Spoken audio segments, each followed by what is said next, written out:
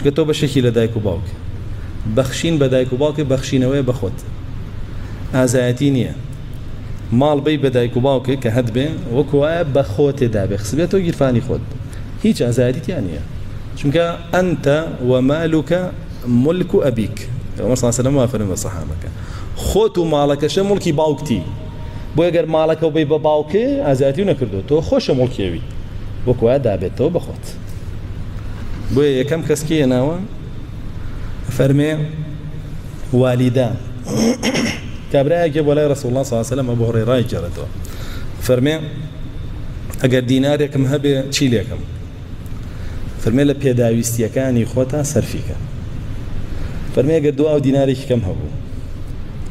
ئەفەرمێ لە هاوسەرەکەت و مناڵەکانتا سەرفیکە فەرمێ ئەگەر دو ئەو دینارێکی کەم هەبوو فەرمێ لە دایک و باوکتا سەرفیکە لە ئەگەر دو ئەو دینارێکی تر بوو ئەوە دایک و باوک نییە بیر نییە فەرمێ لە کەسە نزیکەکانتا بەگشتی سەرفیکە ئەڵێ ئەگەر دو ئەو دینارێکی کەم هەبوو ئەفەرمێ خۆت سەرپشکی يعني ببزاني نفقة بكيه بخشي معقول نية تو خود كومل نقصاني ذهبه بروي نقصاني كي لا وكي بو كسي بركيتو كوي لو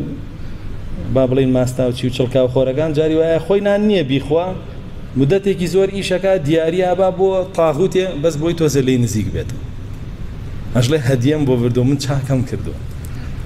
تو جاري خو تيركا منال تيركا پشتي كانجا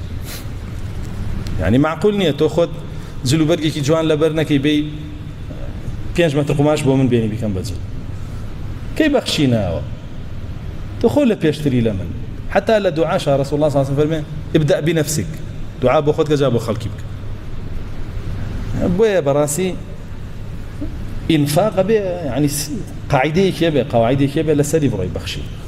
كابرايا بولا رسول الله صلى الله عليه وسلم دينارك اي بخشم لبيناوي سرخستني ديني الله يعني خم بيت المال بوي غزاني مسلمانان بين بو جهاد استفاده لك اما يك دينار كي فرمي بخشم بفقير وفقراء هجا امدو دينار كتري فرمي بخشم بو ازاد كردني كسي بو ناراحت كردني بو رزقاكني كسي لناراحت يا كاميان اجري زياتره